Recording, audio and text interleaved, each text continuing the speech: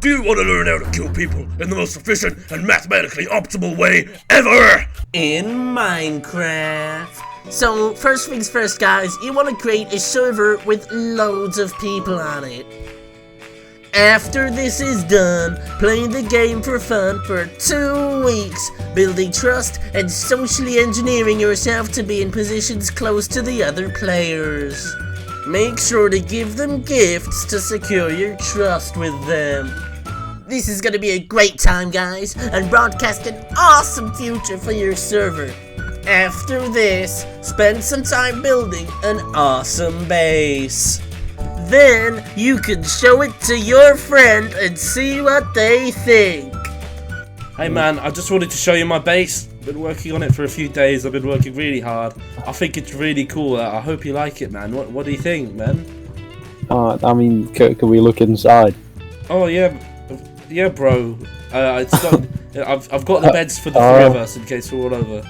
Right. I think I really like it personally. I think it's a nice one. What about you? I mean, honestly, having a look at this upon review, all I have to say is that, in my humble opinion, I think this base is shit! It's horrible! It looks shit! What are you saying about my base? Don't say that! It looks horrible. No! It looks shit. No! It looks shit. Doesn't! No, it's awesome! It's terrible. Don't say that about my base! No! No, you're gonna kill me! Oh my god, I've got so many levels! I will have my revenge. Alright guys, that crossed the line. Now they're gonna pay for being so mean to you. Step 1. Secretly download a data pack to the server that only you know about, which adds a god weapon to the game. Step 2. Go to the mines and get some diamonds. Okay guys, I did some mining off camera and managed to luckily get a stack of diamond blocks. Exactly what we needed for the god weapon. Step 3. Go meet with your enemy back in the base and act normal. My base quite a bit. If you want to come up here, I think I've done really well on it. I really like it. So what do you think of my new awesome base, bro? Hang on. Wait. Yeah. I mean, yeah, honestly, I think it's still just as bad. What? And just as it's an insult to my eyes. Honestly, it's fucking shit. No. You know what, mate? You know what? I don't know. I wasn't gonna tell you this, but last night I smashed your mum. What? No! Yeah. No, Yeah. you can't! Yeah. No! Yeah. That's Yeah. not, no! That's Yeah, not I did. fair! Yeah, you're not gonna be able to do anything about it, are you? Well, you're gonna regret that, pal. Step 4. Stand at a safe distance away and throw your crafting ingredients on the floor. You didn't have to do this. Go! Infinity Blade! What the fuck? Infinity Blade! You're going to What the perish. fuck? You're going to perish. Wait, shit. You're going to perish! Oh, you stand no chance, Joshua. Step 5. As your friend screams for help and mercy, cut him down with your awesome new pal. Oh, shit. Hey. Oh, Danny's on mine too. Hey, Danny, where are you, bro? Oh, here you are. Do you like my new base? Oh, of course. Thanks. Well, they stopped me from fucking dying. I don't know. Look, we're friends, aren't we? Like, we're good with good pat. Oh. Thank you, Chess. Step 6. Now he's left the server, everyone is dead, and you have a chill single-player world. Oh, you guys gonna apologize to me now? Well, Chaz, honestly, with the combined facts that A, I just got killed by a fucking super weapon, and B, you touch kids, I'm not gonna play with you. No. Fuck, I don't. I'll see you in a bit, mate. What? Josh, no. Not fucking cool, man. What do I do? What the fuck? Okay, no, I'm not staying here, man. Fuck this. We're friends, Dad. What? Guys, why'd you leave the server? Guys, I didn't expect this. This is no.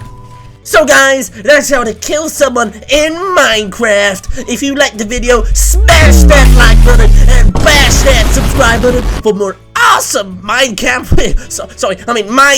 genocidal content. Ah, that was helpful. Let me try to make some efficient killing machines myself. this Minecraft server's been going brilliant so far. Hey, Jazz. Yeah. What do you want, Josh? Hey, did you know that Minecraft arrow damage is based upon velocity? Is it? Yeah, it is.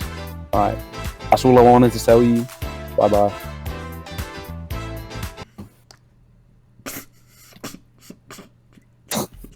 Wow, guys, that sure was interesting. I'll be sure to make a machine on this. Alright, guys, I've got the setup all going. It's looking pretty good. Just got some arrows in stasis. I don't know how many I'll need. But yeah, I've just got them in stasis with this little bubble elevator thing. And yeah, this TNT will get it. And hopefully this cow will get what's coming to him. I'm not expecting anything too crazy. I'll just try it. Just trying something balanced. So yeah, I'm just gonna plop it on. So see what happens.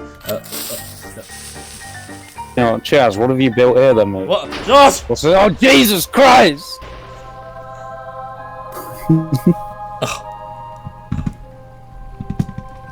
Oh my god.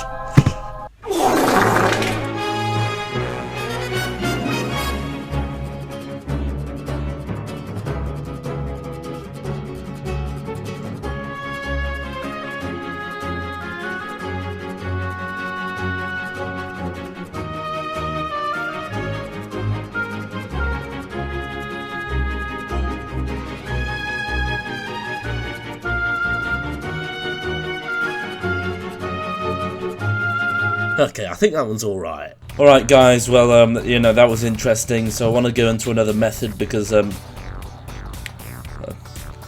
yeah guys, I want to go into another method. I don't want to do that again, so I've decided, you know, the best way to kill people in Minecraft, surely it's like a bit of TNT, and like explosions, like, you know, events that happened in September, you know, help me realise that, so I'm hoping that this will work, so I'm just gonna try, like, put down some TNT, so, didn't mean to put that there, I'll just put this down for now, I don't want this here, what the fuck? It was this thing, wasn't it? Right, the end crystal, obsidian, right?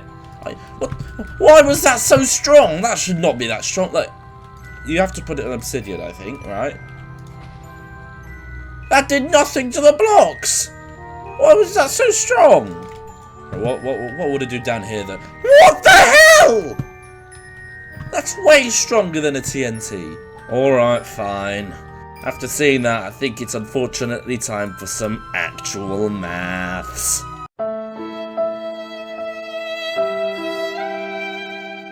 Alright then.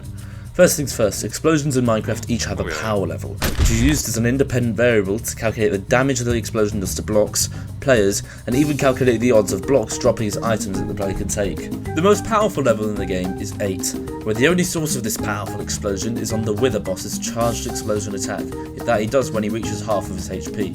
The least powerful is level 1, which ironically come from the exact same Wither boss's main attack, where he shoots down these little skull things at you that explode. Additionally, the Ghast's Fireball had the same power level. TNT is considered power 4, and the end crystal that you saw there, oh, that's power 6. First, let's look at the way block destruction is determined, which is actually quite cool in my opinion, and a lot more went into it than I originally thought. To begin, a cube is modelled around the explosion's origin, which is divided into a 16 by 16 by 16 grid. Then, rays from the origin stretch to the outer part of this grid, creating a total of 1,352 rays for just one explosion. I know at least some of you have absolutely spammed TNT in one of your friends' houses before and lit it. Think of all the rays that each of those individual blocks have, that's crazy. However, these rays are not built equal. Each ray is given an intensity, which is calculated by multiplying the power, just mentioned, and a random value from 0 to 0.6, probably only to 1 or 2 decimal places. Then, you add 0.7. I have no idea why, but that's what you do. To be fair, it's most likely just a, you know, stable constant that gives decent mean results overall, but they just tinkered a little bit with to give the best results. Another random factor incoming. For every attenuation step, which is a distance measuring every 0.3 blocks along the ray, the intensity of the ray reduces by 0.255, which is 0.3 times 0.75. The 0.3 here probably comes from the attenuation step being 0.3 blocks along itself, and 0.75 probably just another random stable constant. The intensity is further reduced if the ray does not pass through an air block. If it passes through a block, it is further reduced by the block's blast resistance, plus 3 times 0.3. Any blocks that could not reduce the ray's intensity to 0 are destroyed. So the closer blocks are, they're more likely to be destroyed, and the further ones are less likely, which is what causes a sort of like crater circle effect of the destruction around the explosion. Maximum blast radius is quite simple too. It takes 1.3 times the power, and all of that divided by 0.225, giving a value. It then applies the floor function to this value. This should be familiar to any computer scientist watching, where it gives the largest integer that is less than or equal to the real number that was inputted. For those less familiar with these terms, don't worry at all. Integers are your whole numbers, like 1, 2, 3, 4, minus 5, 69, minus 3 million, 169,000 trillion, all that stuff. Real numbers are pretty much every number with their imaginary components. If you have no idea what that is, do not worry at all, it is in no way important to what I'm talking about here. Real numbers, as a result, could also be numbers that go on forever, like pi, which goes on forever, or the square root of 2. After getting this flawed value, you just multiply it by 0.3, and this gives you the maximum radius for the explosion, assuming there's no blast resistance or block absorption. It's very easy to understand why this works, and it's a good conclusion to come to as for the mechanics of the game using this sort of ray system. I just found these rays interesting, because if you're playing Minecraft you'll know, you see nothing of the sort, it's all just blocks. All of this is behind the scenes, which is cool. Now for the damage. There's a bit more that goes into damage, because you have to consider that not only is the player hurt, but they're also propelled away from the explosion and even sent upwards slightly, so here there's clearly a bit more of a vector component. First, we sadly have some things to define. Damage radius, which is different to blast radius, exposure, which is in the name how exposed to the explosion the player is, and impact, which is calculated first and then used as a further variable along with the player's armor's blast protection to calculate the damage. That's a lot, but I'll break it down as we go along. First, the damage radius. This one's simple, it's just 2 multiplied by power, double the power, easy. Now the exposure. Every entity has a bounding box, which is a box around them, scaling with the entity's size, individual to all 3 dimensions. So what this means is a really tall guy and a really fat guy of the same volume are going to have different bounding boxes. The bounding box is a grid of unequally spaced points just dotted around the player. So, a bit like the explosion, the entity, the player in this case, has a sort of radius around them with points around them as well. To calculate exposure, rays from the origin of the explosion are connected to each of the points on the entity's bounding box. The exposure is the percentage of these points that are unobstructed by blocks. The hardest part to understand about this is probably the bounding box itself. That's not too bad, though if you do need any clarification on any of this, you can always rewind the video, or you could just look on the Minecraft Wiki's explosion page. Now, from here, it's just calculations. To get the impact of an explosion on an entity, for every entity within the explosion's damage radius, the impact is 1 minus the displacement from the origin of the entity multiplied by the exposure. Now, with impact, we can calculate damage. The entity is damaged by this calculation. Impact cubed, multiplied by 7, multiplied by the power, and then add 1, rounded down. Armor enchantments are handled separately, though to note this is scaled by difficulty. The forced movement on the player is calculated after this. The exposure is first reduced, this is how it's done. You get 50% of the exposure, multiply it by the maximum blast protection from the armor, and then what you get from that you take away from the original exposure. Then, from the entity's eyes, it is propelled along the ray from the explosion center, using the value of the new exposure as a velocity.